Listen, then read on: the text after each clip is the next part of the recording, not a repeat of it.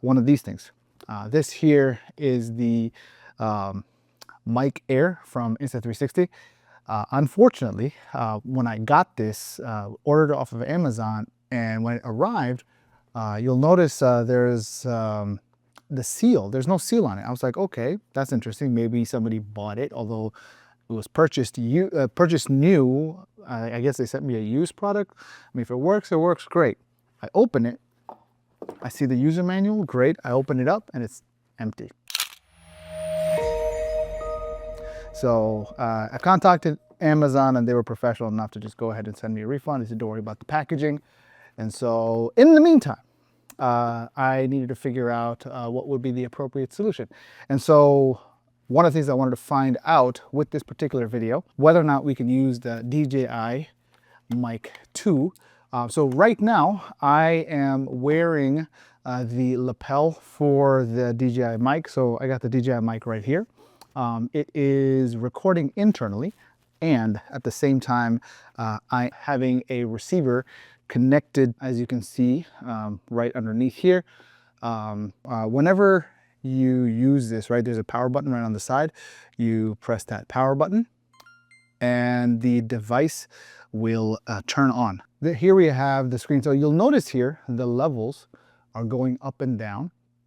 And so if I tap my mic, yeah, you see those levels going up and down as I'm tapping that mic. So that means that the signal is going into the Insta360, which is something that I am happy to report. Now, the two features here, so once you load everything up, the two features here are, so pure video, that's the mode. There's regular video mode and there's pure video mode. Pure video mode improves image quality in low light environments, and then there's Insta frame mode. One of the things I like about Insta frame mode, I think this would probably be the go-to mode, because it will automatically frame me up regardless of where I am. It's gonna, and there's a couple of settings in this Insta frame mode that one needs to be cognizant of. So there's custom view. What I would do is just go straight to selfie, and doesn't matter where I go, the thing is going to track me, as you can see is happening on the screen itself. I'm not recording on the Insta360 just yet, but I just wanted to kind of give that heads up. Now, in addition to that, one of the things that you'll notice, you have 360, 5.7K, 1080p, 24.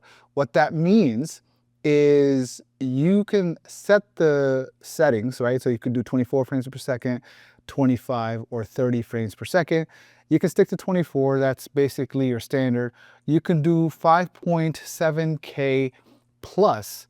It's close to 8K image quality, but with relatively smaller file size. For low light shooting, they're saying just use 5.7K. So I would say just stick with 5.7K. Now your output resolution from the Insta360 automatically will be 1080p, but for social content, this is fine.